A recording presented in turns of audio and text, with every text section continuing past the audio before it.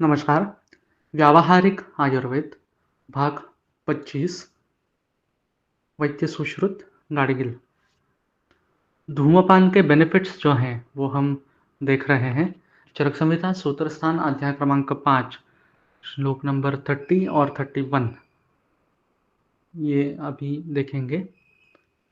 श्लेष्म प्रसेको वैश्वर्यं गलशुण्ड्युपजह्विका खालित्यं पेचरत्वं च केशानां पतनं तथा क्षवतुः च अतितन्द्रा च बुद्धेः मोहो अतिनिद्रता धूमपानात् प्रशाम्यन्ति।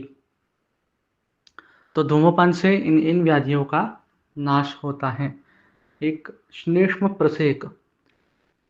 प्रसेक यानी जो मुंह में बार बार कफ आता है या बार बार पानी आता है, ये काफ़ी सारे लोगों में दिखाई देता है। जैसे मधुर रस वाला कफ मुंह में बार बार आ जाता है, अपचन अजीर्ण जैसे बीमारियां इसमें रहती हैं। तो धूम्रपान का काम यहाँ पर वो जो कफ आ रहा है या पानी जैसा आ रहा है उसको बाहर निकाल देना, इस तरीके का काम धूम्रपान करता है। वैश्वर्य वही बात है। अगर आपके स्वर यंत्र में वोकल कॉर्ड जो कहते हैं वहाँ पर कुछ अवरोध हो कफ का या किसी अन्य दोष का, तो उसको निकालने के लिए धूम्रपान अच्छी तरीके से काम करता है। गलशुंडी और उपचिव्विका, अब ये जो है ये हम टॉन्सिलाइटिस की तरफ देख सकते हैं। अगर उस तरीके से कोई प्रॉब्लम्स हैं, कई लोगों को खाना निगलने में काफ़ी कठिनाई होती है, काफ़ी कष्टता होती है जब टॉन्सिलाइटिस का अटैक आता है। बुखार रहता है, कफ रहता है, खांसी रहती है, बिल्कुल मुंह ब्लॉक ऐसा लगता है। तो उसमें सबसे छोटी सूक्ष्म लेवल पर जाने वाला एक धूम ही है जो वहाँ पर जाके काम कर सकता है। तो इस तरीके से इन सारे कंडीशंस में इन्फेक्शन कम करने के लिए, इन्फेक्शन ना हो इसके लिए, जो ग्लैंड्स हैं टॉन्सिल वाली, वो उनकी सूजन को कम करने के लिए, वहाँ का कफ निकालने के लिए, ये सारे काम धूम्रपान से होते हैं।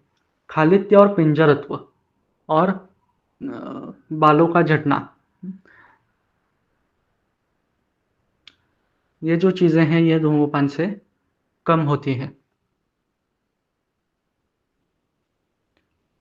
पिंजरत्व इस बालों का जो संगठन है, जो घने बाल रहने चाहिए वो न रहना, बाल झड़ना और बालों का कलर चेंज होना, वाइटिश होना, इन सब में जो मूल दोष हम कहते हैं, ये अवरोध के हिसाब से भी हो सकता है या पित्त की वजह से भी हो सकता है। अगर पित्त की वजह से है तो धूम्रपान नहीं काम करेगा, वरना वात कफ की वजह से है तो धूम्रपान काफ़ी अच्छे तरीके से इसमें भी काम करता है। क्षवथु, क्षवथु इज छींक आना।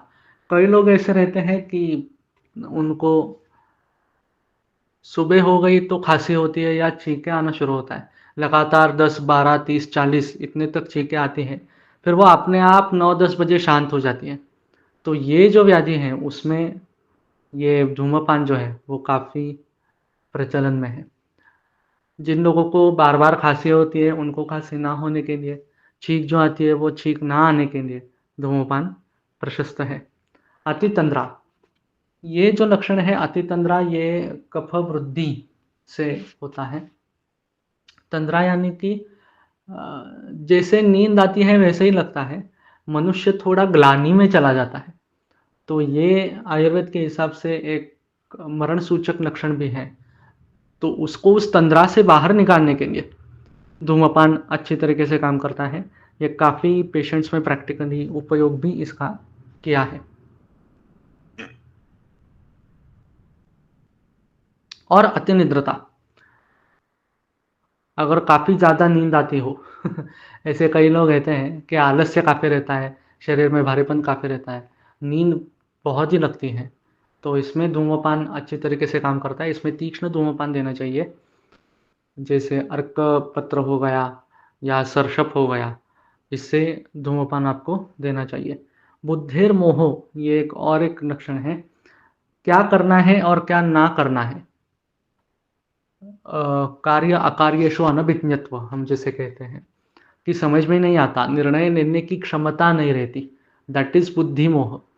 इस अवस्था में भी अवरोध ही रहता है और उसमें धूम्रपान अच्छी तरीके से काम करता है। इसके आगे वाले जो है बेनिफिट्स वो कल देखेंगे। धन्यवाद।